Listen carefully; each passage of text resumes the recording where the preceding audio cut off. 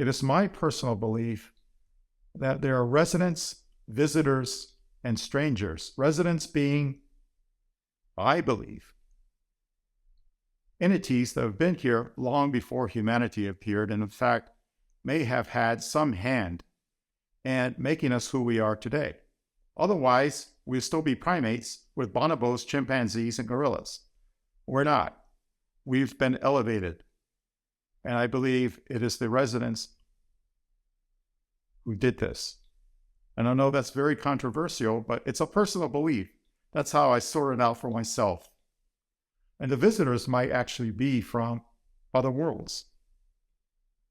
And the strangers, I don't know where they're from, but it seems very frightening to read the accounts of people, documented people who have experienced very disastrous effects, very tragic effects with their health from encountering the disturbing aspects of the phenomena.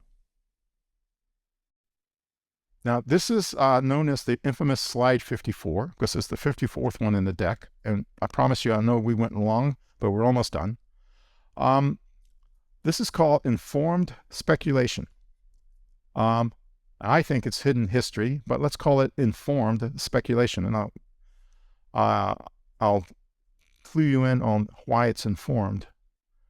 So a lot of these inter-roll launch mission patches, launch logos, tend to depict reptilians and occult figures having some kind of dominance over the earth. It's very unusual that they would show that. So I speculated based on other things that I've learned, and I'll leave it at that, that we're reptilian beings able to manipulate primate DNA to accelerate human hybrids. Did that happen? And were some of those human hybrids people that in myth and legend we call Atlanteans? In fact, aren't we all human hybrids? After all, let us make man in our image, says Genesis. Why aren't we like apes? Why aren't we like the bonobo, the gorilla, the chimpanzee? That's matter for speculation. But did they do this? And are the accelerated ones really the Atlanteans?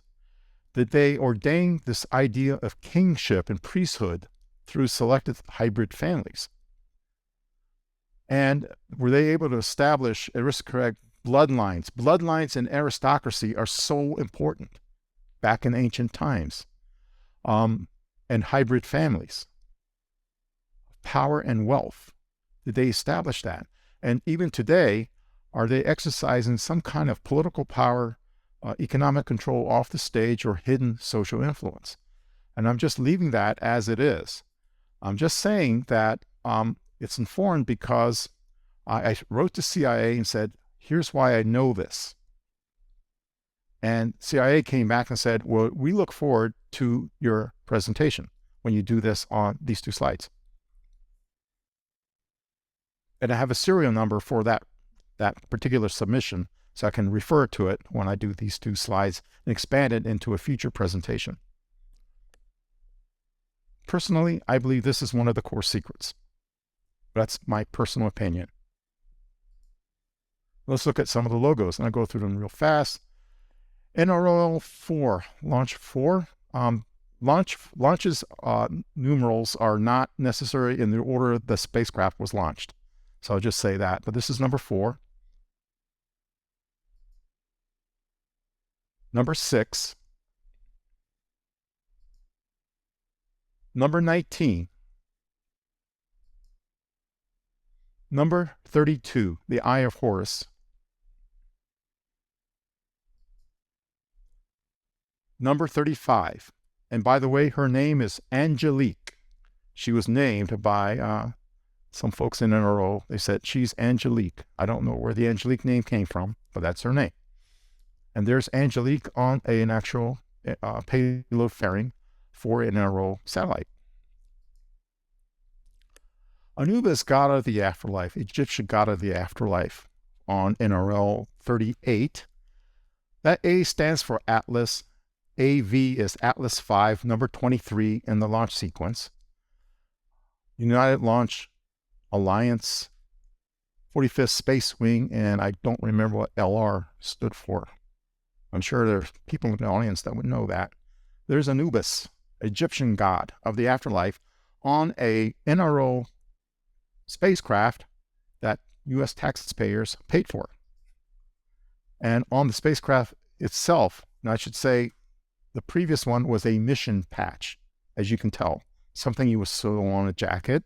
On the spacecraft itself, we have three-headed dragon.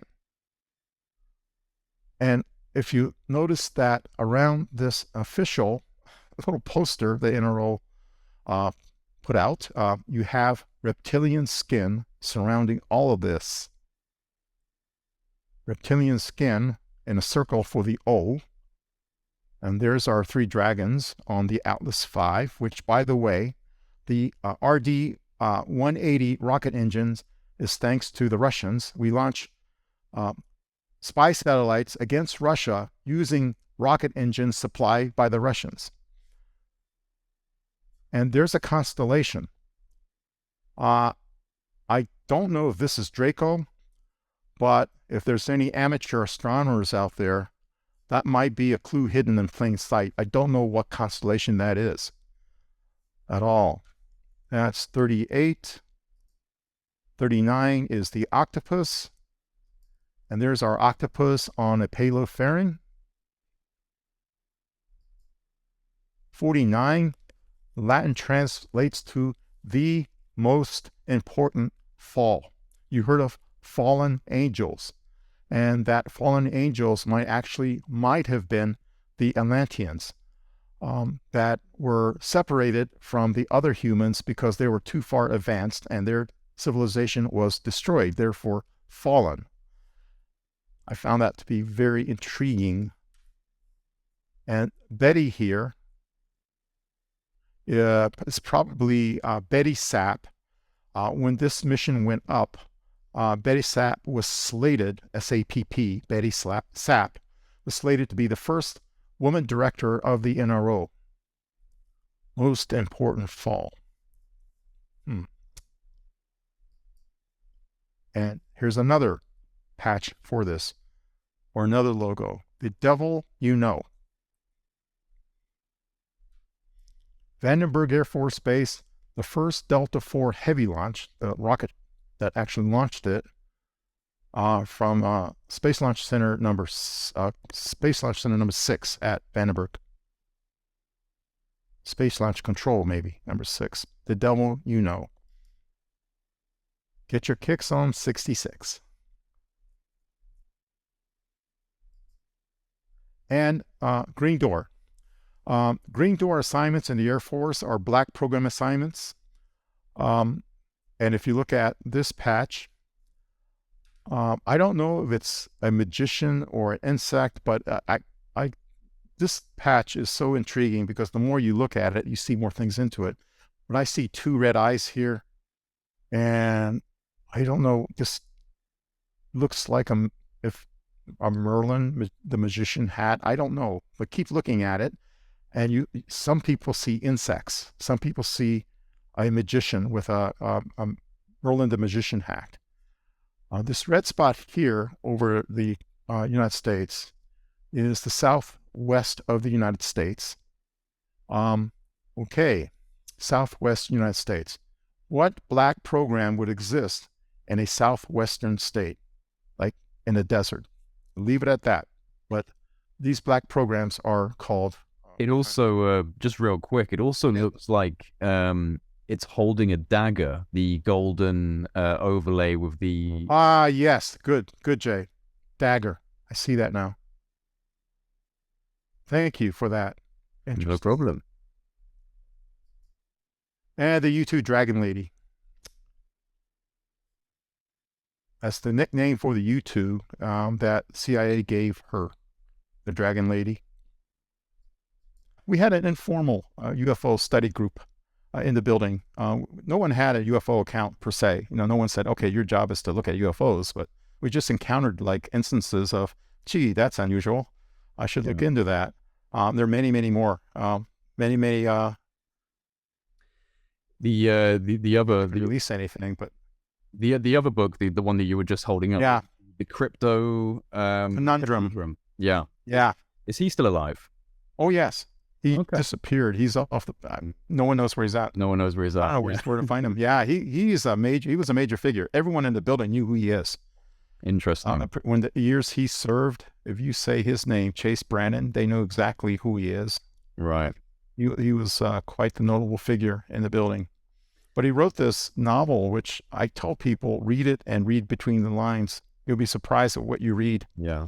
From his perspective. So does he actually pose it as a novel, kind of a bit like Secret Machines, where they say it's fact woven with fiction? Exactly. Yeah. And that's the only way he could have done it. Yeah. Oh, yeah, exactly, of course. And this is, to be fair, I would argue it's the same with the Secret Machines books by To the Stars Academy.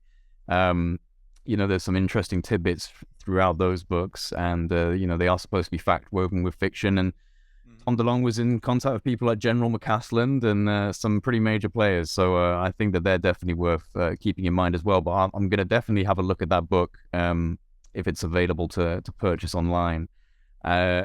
One last thing I had before I'll let you go, because it's been, it's getting on here and we've been talking for a while. But in relation to possible reptilian ET presence on Earth, now obviously I understand that this is part of your speculative approach, and no one can fully verify any of this. But are the reptilian style intelligence patches the primary data point that gives you reason to postulate on a reptilian intelligence, or are there other things that you feel strengthen that argument?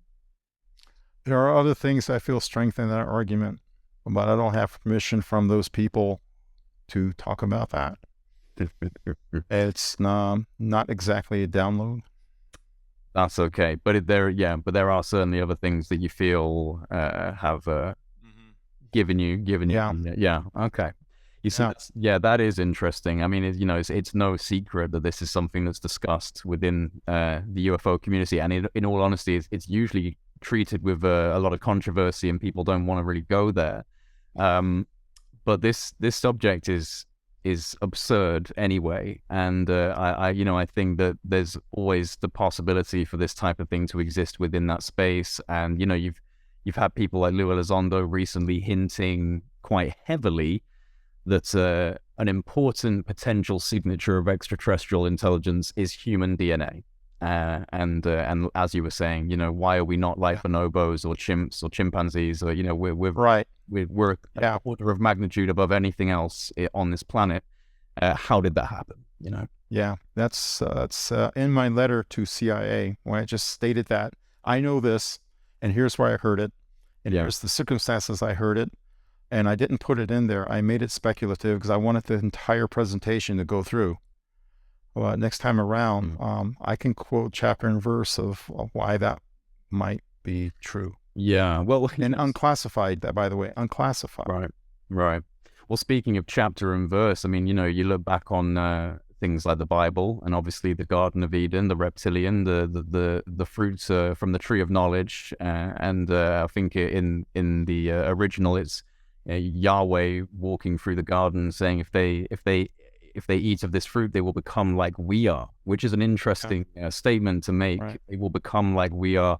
And, the reptilian symbology is just echoed through history. So that's, certainly an interesting thing.